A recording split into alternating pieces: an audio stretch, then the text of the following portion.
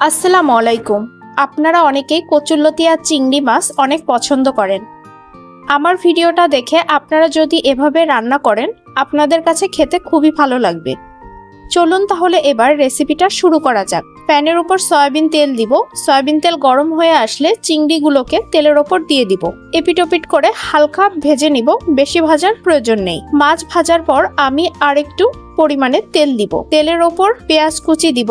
এবার আমি পেঁয়াজ ভাজার উপরে 1 চামচ রসুনের পেস্ট ব্যবহার করব। এবার কিছুক্ষণ নাড়াচাড়া করতে থাকবো। তারপর 2 চামচ শুকনো ঝালের গুঁড়া দিব, 1 চামচ লবণ দিব, হলুদ দিব 1 চামচ। এবার সব উপকরণগুলোকে বেশ কিছুক্ষণ ভাজা ভাজা করতে থাকবো। তারপর কেটে রাখা কচুরলতি মশলার উপর দিয়ে দিব। কচুরলতি দেওয়ার পরে আবারও মশলার সাথে বেশ কিছুক্ষণ নাড়াচাড়া করতে থাকবো। তারপর সেদ্ধ হওয়ার জন্য 1 কাপ পরিমাণ পানি দিয়ে দিব। পানি কমে আসলে চিংড়ি মাছ দিয়ে দিব। চিংড়ি মাছ দেওয়ার পরে বেশ কিছুক্ষণ ধরে নাড়াচাড়া করতে থাকবো, যাতে কচুরলতিটা মশলার সাথে ভালোভাবে ভাজা ভাজা হয়ে যায়। এবার চুলার আঁচটা অফ করে দিব।